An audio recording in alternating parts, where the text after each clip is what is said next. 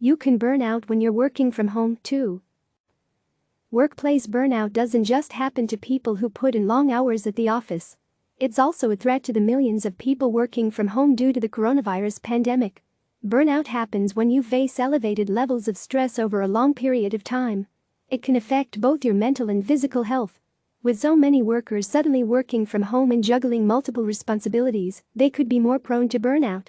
With the suddenness and degree of the shift to remote work, the loss of childcare, and all of the worries that accompany the pandemic and its economic fallout, all of the things that typically cause burnout are intensified, which means the risk of burnout is intensified, said Vanessa K. Bones, Associate Professor of Organizational Behavior at Cornell University via email.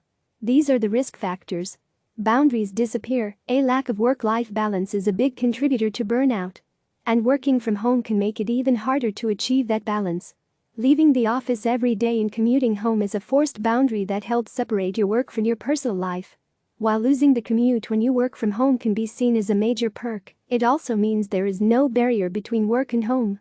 If you never really shut down your computer or walk away from your work, it's easy to just continue working into the evening or over the weekends. What happens to most people when they are working from home is they often work more hours, said Ben Fanning, author of The Quit Alternative. The blueprint for creating the job you love without quitting. To combat working around the clock, you have to establish clear boundaries. Create a cut-off time for when you will stop working, with boundaries like not working at night or on the weekends, to clearly define your free time, Bones suggested. It also helps to make non-work time feel different, like changing into more comfortable clothes, to signal a break from work.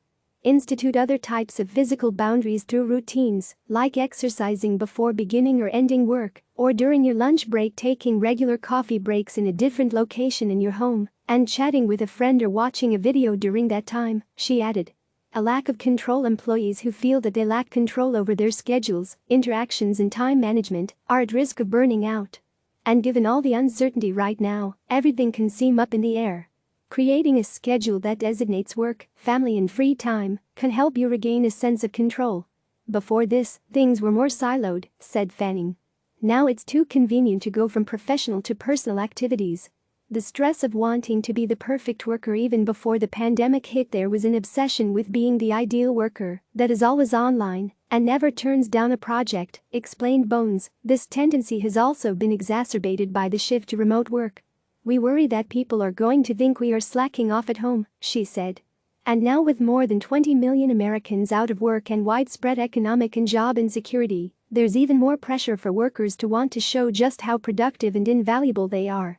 Many of us would benefit from lowering the expectations we hold for ourselves right now and feeling okay with good enough, said Bones.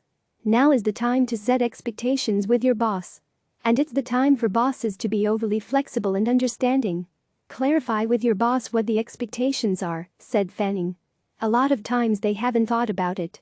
That gives you an opportunity to detail what would work best for you with assurances that you will get your work done. Missing social connections. Working from home can be isolating, even when you're in a house full of people. Having colleagues at work to turn to with a problem or to provide some relief when things get stressful helps mitigate burnout. When you don't have that built-in support network at home, it can feel very isolating. Maintaining these social interactions takes more effort when working from home. Be deliberate about reaching out, setting up phone or video meetings to help continue to foster your relationships. Feelings of detachment or not caring about our work can also be signs of burnout.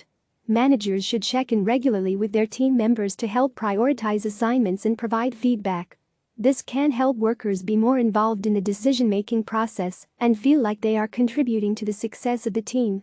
Not taking time for you. And don't forget to add self-care to your hectic schedule. It can be as easy as slowing down for an afternoon and focusing on just one task that brings you pleasure. Multitasking sucks the enjoyment out of the moment, said Fanning. Maybe you enjoy cooking or you enjoy talking to your work team and clients, but if you are doing both of those things at the same time, you aren't really enjoying either one. Click subscribe to receive the latest news.